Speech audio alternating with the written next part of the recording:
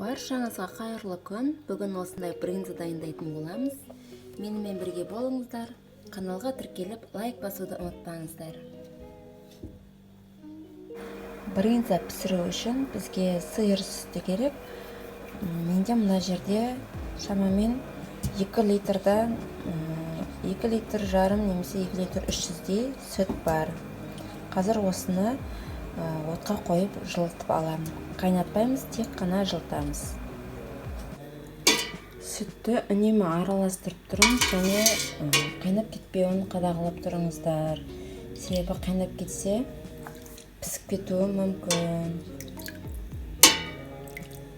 Тек жылу керек. Сүтіміз жылыды, енді оған ұйытқымызды қосамыз. Және тез-тезден ұйытқымыз бір жерде тұрып қалмас үшін 50 немесе 100 рет араластырамыз. Ұйытқымыз еру керек. Ұйытқымызды араластырдық. Енді астын өшіріп, бетін жауып, жарты сағатқа қоя тұрамыз. Мен сүтті ұйытуға осындай дүкен ұйытқысын пайдаланам. Арнайы сатылады. Бұны 8-ге, 9-ға немесе 10-ға бөліп сүтіңіздің мөлшеріне қарай пайдалансаңыз болады.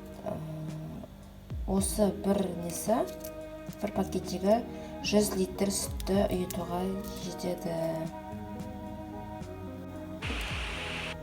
Мінекей мұнда бізде ұйыған сүт. Қазір осыны мынандай арнайы өзіңіз тігіп алсаңыздар болады. Қапшық жасап алсаңыз болады осындай. Осының ішіне құямыз. Суы астына ағып тұру керек. Осыны іліп қоюларыңыз керек кейін. Қазір барлығын көрсетемін. Неге осылай жіппен іліп қойдым? Жаңағы сүтіміздің бәрін осы қапшығымызға құйғанда ішінде сары су осылай ағып кетеді. Енді суы ағып болғанша 2-3 сағаттай осылай ұстаймыз.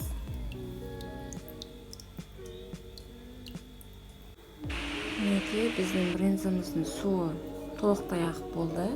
Енді қазір үстін бастырып қоямыз.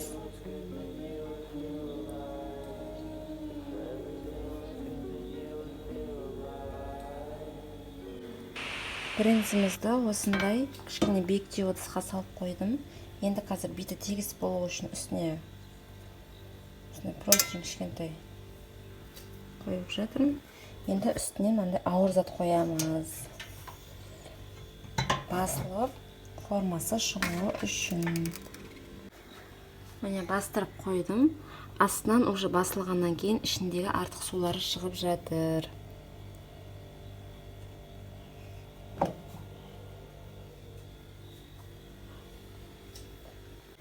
Неге манағы брынзамыз осылай басылып, міне суы шыққан.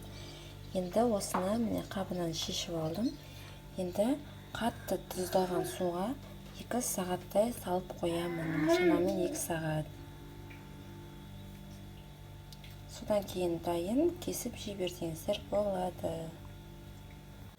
Неге бізде осындай брынзалар шықты. Дәмі тіл үйрет. Ортасы бір тегіс осындай ас болсын. Сіздер де жасап көріңіздер.